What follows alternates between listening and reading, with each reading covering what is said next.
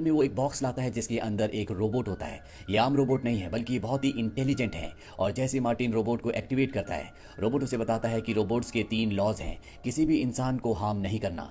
दूसरा लॉ होता है कि इंसानों के ऑर्डर्स को फॉलो करना है, पर वो इंसान के किसी भी ऐसे ऑर्डर को फॉलो नहीं कर सकते जिसमें वो दूसरे इंसान को हार्म पहुंचाने के लिए उन्हें कहे। और तीसरा लॉ होता है कि रोबोट्स को हमेशा अपने अस्तित्व को बचा कर रखना है। मार्टिन की छोटी बेटी को ये रोबोट बहुत पसंद आता है, पर उसकी बड़ी बेटी इस रोबोट को बिल्कुल भी पसंद नहीं करती। दरअसल इस रोबोट को घर के काम करने के लिए डिजाइन किया गया है। ये रोबोट घर के काम करना शुरू कर देता है और एक दिन जब वो मार्टिन की बड़ी बेटी के पास जाता है तो मार्टिन की बड़ी बेटी उसे खिड़की से कूदने के लिए कहती है और वो रोबोट ऐसे ही करता है, वो खिड़की से कूद जाता है। इस बात से मार्टिन को बहुत गुस्सा आता है और वो अपनी बेटी को समझाता है कि हमें इसे सिर्फ एक रोबोट नहीं समझना चाहिए, ये हमारी मदद करता है, हमें इसकी इज्जत करनी चाहिए। वहीं एक दिन मार्टिन की छोटी बेटी एमेंडा जब बीच पर खेल रही होती है तो रोबोट से गलती से उसका कांच का घोड़ा टूट जाता है, जिससे एमेंडा को बहुत दुख होता है। रोबोट को भी उसके लिए अच्छा नहीं लगता, इसीलिए वो उसके लिए एक लकड़ी का घोड़ा बनाता है। और जब मार्टिन को ये बात पता चलती है कि रोबोट ने एक लकड़ी का घोड़ा बनाया है तो बहुत हैरान होता है, क्योंकि रोबोट्स के अंदर इमोशन नहीं होते। वो इस तरह की बातों को नहीं समझते कि अगर किसी की कोई चीज टूट जाए तो उस इंसान को दुख हो सकता है। साथ ही मार्टिन देखते हैं कि एक दिन रोबोट गाने सुन रहा होता है। वो ये सब देखकर बहुत हैरान होते हैं, इसीलिए रोबोट को उस कंपनी में ले जाते हैं जहां से उन्होंने इसे खरीदा होता है। और वहां के वैज्ञानिक को सारी बातें बताते हैं और पूछते हैं क्या इस रोबोट को इसी तरह से डिजाइन किया गया है। वो कहते हैं कि नहीं, ये तो सिर्फ एक प्रोग्राम है, अगर तुम इसे वापस करना चाहते हो तो कर सकते हो। लेकिन मार्टिन साफ साफ मना कर देता है और रोबोट को लेकर घर वापस आ जाता है। दरअसल इस वक्त में इस तरह के कई रोबोट्स कई लोगों के पास भी होते हैं। धीरे धीरे वक्त बीतता है और रोबोट यहाँ पर बहुत सारी लकड़ी की चीजें बनाता है, जिनमें सबसे ज्यादा घड़ियां होती है। साथ ही वो पियानो बजाना भी सीखता है। इसी तरह से वक्त बीतता चला जाता है और रोबोट के अंदर बहुत सारे ह्यूमन इमोशंस आ जाते हैं। और अब एमेंडा भी बड़ी हो चुकी है। ये सब तय करते हैं कि रोबोट ने जितनी भी चीजें बनाई हैं ये उन सबको सेल कर देंगे और उससे जितने भी पैसे मिलेंगे उससे रोबोट का अकाउंट खोलेंगे। और ये ऐसा ही करते हैं, ये उन चीजों को सेल करके अकाउंट में पैसे डाल देते हैं।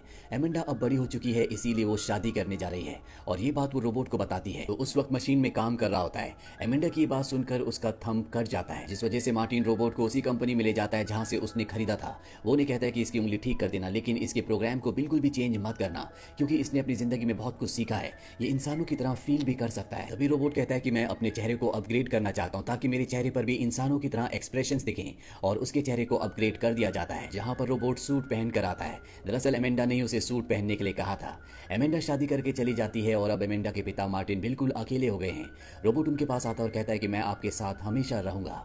इसके बाद 12 साल बीत जाते हैं। एमेंडा का भी अब एक बेटा हो चुका है जो रोबोट को बिल्कुल पसंद नहीं करता, वो हमेशा उसे परेशान करता है।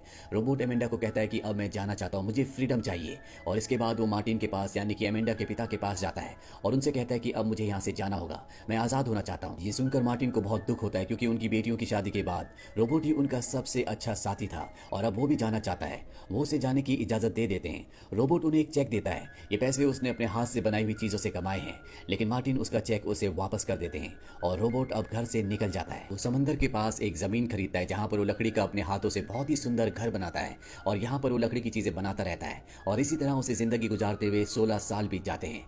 एमेंडा की भी एज अब बहुत ज्यादा हो चुकी है। वो रोबोट से मिलने के लिए आती है और उसे बताती है कि मेरे पिता की हालत बहुत खराब है, वो बहुत ज्यादा बीमार है, वो तुमसे मिलना चाहते हैं। रोबोट उनसे मिलने जाता है, यहाँ पर मार्टिन उसे कहते हैं कि तुमने हमारी बहुत सालों तक सेवा की थी, जिसके लिए मैं कभी तुम्हें थैंक्स नहीं कह पाया।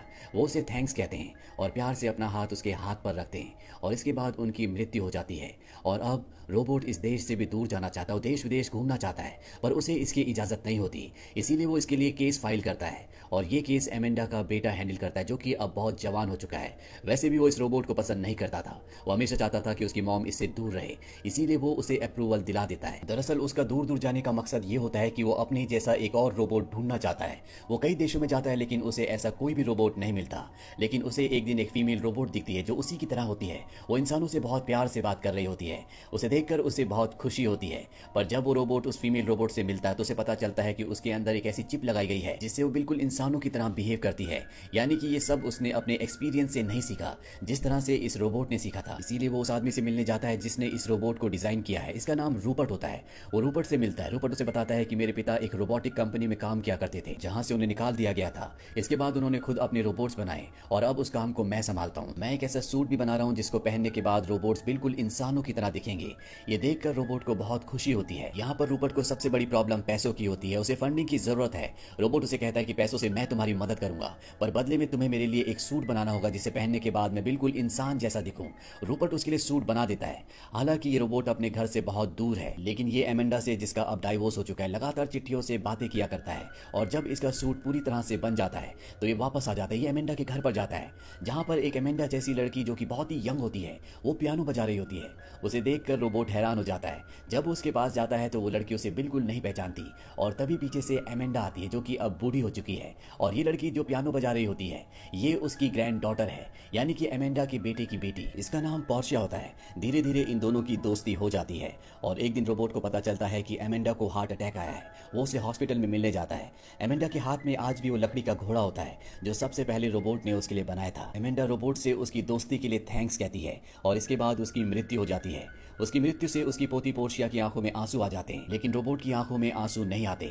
उसे इस बात से हैरानी होती है। वो बिल्कुल इंसानों की तरह बनना चाहता है, इसीलिए एक बार फिर से वो रूपर्ट के पास जाता है और कहता है कि मुझे हूबहू इंसानों जैसे ऑर्गन चाहिए। रूपर्ट कई एक्सपेरिमेंट्स करता है और उसके लिए सिंथेटिक ऑर्गन्स बना देता है, पर वो रोबोट को चेतावनी देता है कि अगर मैंने इन ऑर्गन्स को तुम्हारी बॉडी के अंदर फिट किया तो तुम्हें दर्द भी हो सकता है। पर रोबोट को इस बात से कोई फर्क नहीं पड़ता। रूपर्ट से कहता है कि जब तुम्हारा काम पूरी तरह से खत्म हो जाए तो मैं ऑर्गन्स लगवाने आ जाऊंगा। इसके बाद वो वापस आ जाता है, जहां पर वो एमेंडा की ग्रैंड डॉटर पोर्शिया से मिलता है। ये दोनों धीरे धीरे एक दूसरे को पसंद करना शुरू कर देते हैं, लेकिन एक दिन पोर्शिया से कहती कि मैं तुमसे शादी नहीं कर सकती, क्योंकि तुम इंसान नहीं हो। इस बात से रोबोट को बहुत दुख होता है, और वो रूपर्ट के पास जाता है, जिसने सिंथेटिक ऑर्गन्स बना दिए होते हैं। वो उसकी बॉडी में सिंथेटिक ऑर्गन्स लगा देता है, जिससे रोबोट को बहुत खुशी होती है। वो पोर्शिया के पास जाता है और कहता है मेरी आंख में फूंक मारो, और जैसे ही वो उसकी आंख में फूंक मारती है तो उसे दर्द होता है, यानी कि अब वो लगभग पूरी तरह से ह्यूमन बन चुका है। पर पोर्शिया से कहती है कि मेरी शादी होने वाली है, जल्दी मेरी एंगेजमेंट है। ये बात सुनकर रोबोट को बिल्कुल अच्छा नहीं लगता, वो उदास हो जाता है। वहीं रूपर्ट को दिखाया जाता है, जो उस फीमेल रोबोट का बदला हुआ बिहेवियर देखता है, जो इंसानों की तरह बिहेव करती थी। वो समझ जाता है कि ये काम एमेंडा के रोबोट, जिसका नाम एंड्रयू है, उसी का है। वो एंड्रयू के पास आता है और उसे कहता है कि मुझे वो चिप वापस कर दो।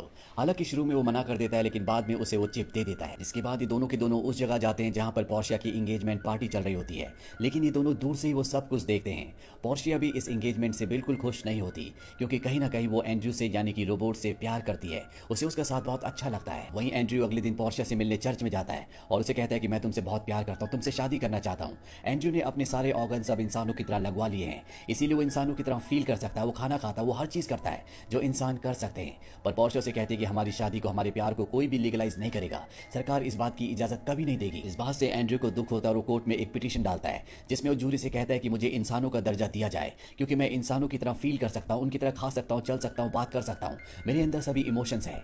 लेकिन जूरी मेंबर्स उसे कहते हैं कि तुम इंसानों की तरह बूढ़े नहीं हो सकते, तुम हमेशा इसी तरह से जवान रहोगे, और वैसे भी अगर तुम्हें इंसानों का दर्जा दे दिया गया तो इंसान तुमसे जेलस फील करेंगे, क्योंकि तुम अमर हो, तुम कभी मर नहीं सकते। एंड्रयू केस हार जाता है और इसके बाद कई साल बीत जाते हैं। पोर्शिया की भी एज बढ़ जाती है, लेकिन एंड्रयू आज भी ज्यों का त्यों होता है, यानी कि वो पूरी तरह से यंग है। एंड्रयू पोर्शिया से कहता है कि आज की टेक्नोलॉजी बहुत ज्यादा हाई हो चुकी है, जिसकी वजह से तुम हमेशा के लिए जिंदा रह सकती हो। पोर्शिया कहती है कि इंसान जीते हैं और अपने कर्म यहाँ पर पूरे करने के बाद मर जाते हैं, यही इंसान की नियति है। ये जानने के बाद एंड्रयू के मन में आता है कि वो भी अब पूरी तरह से इंसान बन जाएगा। हालांकि उसके अंदर इंसान वाले सारे इमोशंस होते हैं, लेकिन अब वो शायद इंसानों की तरह मरना भी चाहता है। इसीलिए रूपर्ट के पास जाता है, जो अब बहुत अमीर और बहुत ही कामयाब इंसान बन चुका है। एंड्रयू से कहता है कि तुम्हें मेरे फ्लूइड को बदलना होगा। रूपर्ट उसे कहता है कि अगर मैंने तुम्हारे फ्लूइड के बदले तुम्हारी बॉडी में ब्लड डाल दिया तो कुछ सालों के बाद तुम्हारी मृत्यु हो जाएगी। लेकिन एंड्रयू इसके लिए पहले से तैयार होता है और रूपर्ट उसकी बॉडी से फ्लूइड निकालकर उसकी बॉडी में ब्लड डाल देता है। इस ब्लड की वजह से न सिर्फ उसका इंसानों की तरह अंत होगा, बल्कि उसकी उम्र भी बढ़ेगी। कुछ सालों बाद दिखाया जाता है कि अब उसकी उम्र बढ़ चुकी है, वो भी बूढ़ा हो चुका है, और ये साल होता है सन 2205 का। आज रोबोट को, यानी कि एंड्रयू को, इस दुनिया में आए हुए पूरे 200 साल हो चुके हैं। वो कोर्ट में एक बार फिर से पिटीशन दर्ज करता है और कहता है कि मुझे इंसानों का दर्जा दे दिया जाए, अब मेरी भी उम्र बढ़ती है और मैं एक इंसान की तरह इस दुनिया से जाना चाहता हूँ। कोर्ट कहती है कि हम अपना फैसला तुम्हें बाद में सुनाएंगे। कुछ दिनों के बाद दिखाया जाता है कि एंड्रयू की और पोर्शिया की उम्र की वजह से तबीयत खराब हो जाती है। ये दोनों की दोनों लाइफ सपोर्ट पर होते हैं और तभी कोर्ट अपना फैसला सुनाती है, जो लाइव टेलीकास्ट हो रहा होता है। एंड्रयू और पोर्शिया भी इसे देख रहे होते हैं। कोर्ट कहती है कि हम एंड्रयू को इंसानों का दर्जा देते हैं और वो इस दुनिया का सबसे पुराना इंसान है, जिसे 200 सालों से ज्यादा हो चुके हैं। साथ ही इन दोनों की शादी को भी मान्यता दे दी जाती है। इस न्यूज को सुनते सुनते ही एंड्रयू की मृत्यु हो जाती है। पोर्शिया नर्स से कहती है कि एंड्रयू हमेशा से जानता था कि वो एक इंसान है, उसे किसी की भी कंफर्मेशन की जरूरत नहीं थी, ये सब उसने मेरे लिए किया था। ये जो नर्स होती है, ये वही रोबोट होती है जिसे एंड्रयू सबसे पहले मिला था। अब साइंस ने बहुत ज्यादा तरक्की तरक्की कर ली है, इसीलिए सभी इंसान अब बिल्कुल रोबोट्स की तरह दिखते हैं। पोर्शिया इस रोबोट को ऑर्डर देती है कि उसका लाइफ सपोर्ट बंद कर दे, क्योंकि अब उसकी भी उम्र हो चुकी है। उसने एंड्रयू का हाथ पकड़ा हुआ होता है और वो एंड्रयू से कहती है सी यू सून, यानी कि जल्द ही दोबारा मिलेंगे। इसके बाद उसकी भी मृत्यु हो जाती है। इस तरह से एंड्रयू, जिसे रोबोट बनाकर इस दुनिया में लाया गया था, वो इंसानों की तरह इस दुनिया से चला जाता है। तो ये थी पूरी कहानी इस